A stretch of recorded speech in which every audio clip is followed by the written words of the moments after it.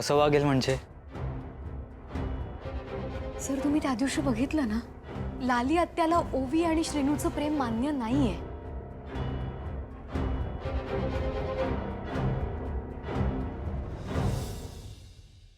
त्यात एवढं काय झालं मग? आपल्या प्रेमाला सुद्धा सुरुवातीला एक्सेप्टन्स कुठे मिळाली होती, पण नंतर झालं ना सगळं ठीक. केलं ना आपल्याला एक्सेप्ट. श्रीनू आणि ओवीच्या बाबतीत सुद्धा सगळं ठीक होईल. त्यांना पण सगळं एक्सेप्ट करतात. निशी, प्रेम जर खरं असेल ना, तर त्यात लोकांची मनं जिंकायची एक वेगळी सुपर पॉवर असते. आणि आपण सुद्धा ही अग्निपरीक्षा दिली आहे आणि त्यात पास पण झालोय. ते पण होतील. Don't worry, be positive. असंच होते. हे मी खूप हॅपी आहे ओवीसाठी. खूप छान न्यूज दिलीस. Yes Maugham. आणि लवकरात लवकर तिला डिस्चार्ज पण केला जाणार आहे. ओवी घरी येणार आहे. बरं झालं, म्हणजे आपण मुंबईला जायला सुद्धा मोकळे. एवढ्या लगेच? हो, नीरजची काहीच तयारी झाली नाहीये ना, आणि तो तिकडे गेल्यावर त्याचे थंडीचे कपडे पण घ्यायचे. आणि तुझ्या विजाची प्रोसिजर पण सुरू करायची. साहिल सतत कॉल करतोय कुठच्या डेटची तुझी बुकिंग करायची आहे म्हणून. त्यांनी दिलेल्या डेडलाईनच्या आधी तुला तिथे पोहोचावं लागेल ना. ठीक आहे, तसंही ओवी उद्या घरी येते. मग आपण उद्याचा दिवस राहूयात. म्हणजे परवा गेलं तर चालेल का? हो चालेल, काहीच हरकत नाही. पण तुम्ही आजच सगळी आवराआवर करून घ्या, नंतर घाई नको. ओके, आलेच मी. सर, मला ओवीजवळ आणखी थोडे दिवस थांबायचं होतं. मग थांब ना. एक काम कर, मी लंडनला गेलो ना, तर तू इथे परत काही दिवसांसाठी राहायला ये. मॉम काहीच बोलणार नाही. चालेल. हॅपी? थँक्यू. थँक्यू काय वेडी. अगं म्हणजे असं आवरून ठेवते, थोडं झाडून घेते आणि तिला काय हवं नको ते बघायला हवं ना, तेच सगळं करून घेते.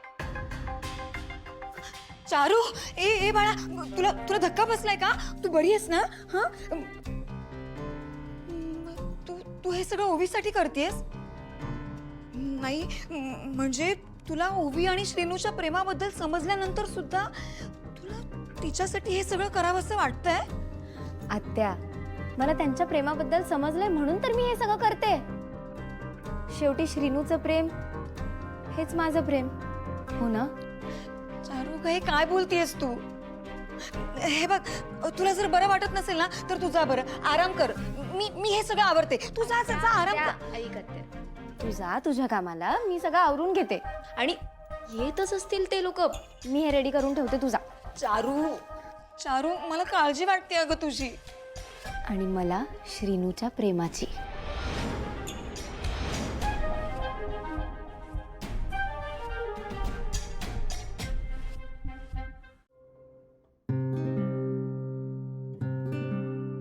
मंजू, काय झालं राहते? त्या चारूचं काय चाललेला? त्या ओवीच्या मागे पुढे किती करतात? काय चाललं काय? हो लालिताई, हाच प्रश्न मी स्वतःला 10 वेळा विचारला असेल की चारूच्या मनात नेमकं काय आहे. की श्रीनू तिला काहीतरी बोललाय म्हणून ती असं वागतीये. मला तर काही कळतच नाही हो लालिताई. म्हणजे आत्या, मी काय म्हणते, आता जेवण थोडं सावकाश कर. काय ना, ओवी नको नको म्हणत होती, तरी पण गोड बोलून मी तिला हे सगळं सूप प्यायला लावलंय.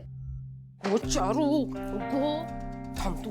काय काय चालला तुझा? या काय झालं लाली आत्या? एवढा सगळा तू त्या ओवीसाठी किती करतस? तुझं माझ्या श्रीनूवरचं प्रेम आटला काय? हा? काय गो, हौस भागली काय तुझी?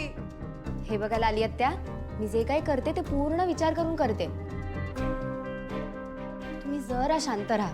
बरं, मी खुळा. हा, मी खुळा असय. झाला समाधान? मग माहित आहे तू खाय चालला असता. नाही जायचा. आओ, आत या. लाली लाली असं देत ना लाली. आई अगं काय झालं आता? तू थांब रे. हो, ये बा आत ये वा तुम्ही. अगं असू देत ना जाऊ देत ना. आई अगं हे काय आजपासून तुझे बाबा तुझ्या खोलीतच झोपतील. ऐक ना लाली ऐक ना.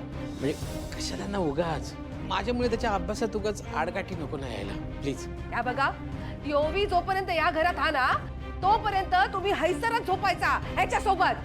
नाहीतर याच्या खोली बाहेर बसून ना रात्रभर पारा देत बसेल. का चालात काय तुमका? आई माझ्या मनात जे काही आहे ते मी सगळ्यांसमोर सांगितलंय. ओवी बद्दलचं माझ्या मनातलं प्रेम कधीच कमी होणार नाही.